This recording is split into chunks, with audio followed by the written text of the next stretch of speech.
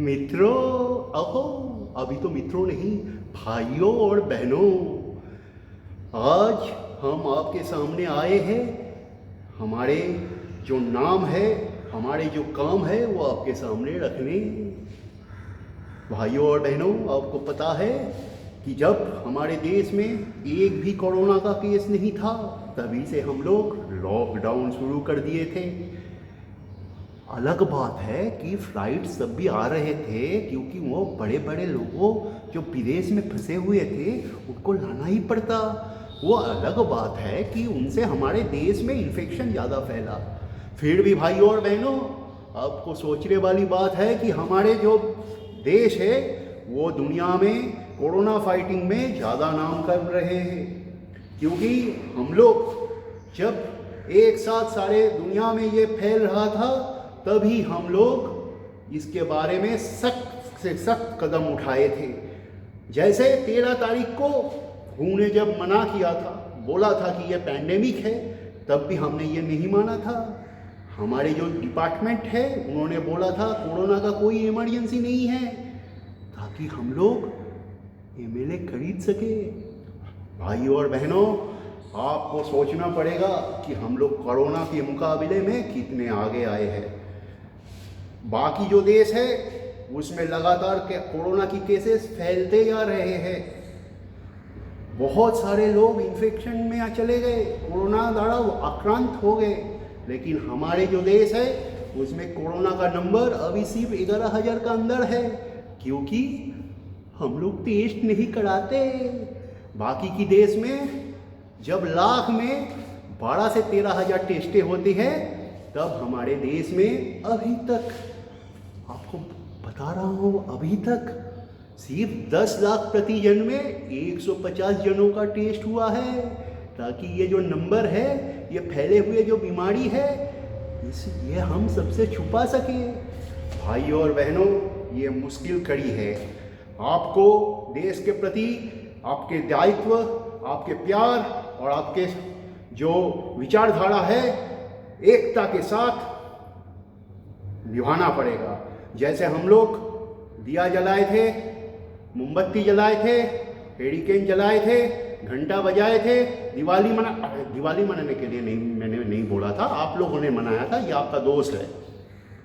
भाइयों और बहनों, हमारे जो फाइटर, जो डॉक्टर, जो मेडिकल के कर्मचारी है, जो ये आपातकालीन सर्विसेज दे रहा है, जो पुलिस लोग हैं, सबके लिए हम लोग ताली बजाएंगे। ये अलग बात है कि हम दूसरे देशों को ग्लव्स, पीपी, सैनिटाइज़र बेचेंगे और अपने जो भाई लोग यहाँ पे लड़ रहे हैं उसको हम ठेंगा दिखाएंगे, किट्स नहीं भेजेंगे। भाइयों और बहनों, ये आपको समझना पड़ेगा, ये बहुत मुश्किल खड़ी है। भाइयों और बहनों, आपको हमारे वास्ता है, देश के वास्ता है कि आप हमेशा गरीब आदमी की मदद करें। हमेशा जो आपके पास गरीब आदमी रहता है उनकी मदद करें, हम करें ना करें, लेकिन आपको मदद करना पड़ेगा। भाइयों और बहनों, हम चाहे जो हमारे जो मजदूर दूसरी जगह पे फंसे हुए हैं उनको हम 3 दिन में एक वक्त का खाना दें, लेकिन आप बाज़ार जाइए, पुलिस की डंडे खाइए, वापस आइए और गरीब आदमी की मदद कीजिए। भाइयों और बहनों, आपको जानना पड़ेगा, ये देश की मुश्किल कड़ी है। आपको एकता दिखाना पड़ेगा। भाइयों और बहनों, देश की अर्थनैतिक व्यवस्था जो टूट गई है उसको भी आप ही को संभालना पड़ेगा। इसीलिए भाइयों और बहनों, आपके जो आदमी काम करते हैं उसकी तनख्वाह आप मत काटिए।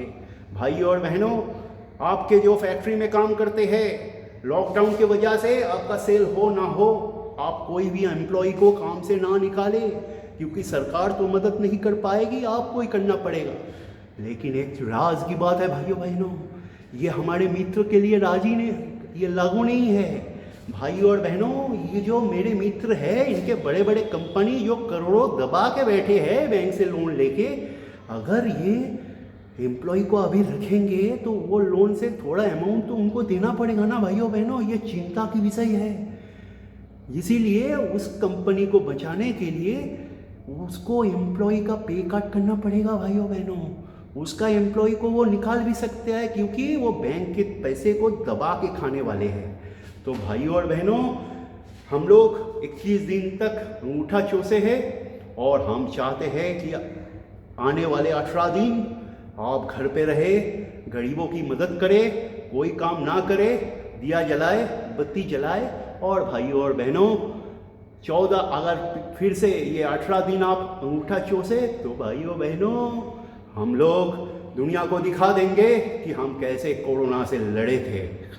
हमारे जो कोरोना आक्रांत की संख्या है ये हर जगह से घटती रहेगी और 0 हो जाएगी क्योंकि हम टेस्ट नहीं करवाएंगे। चलता हूँ, बेवकूफ़ बनते रहिए।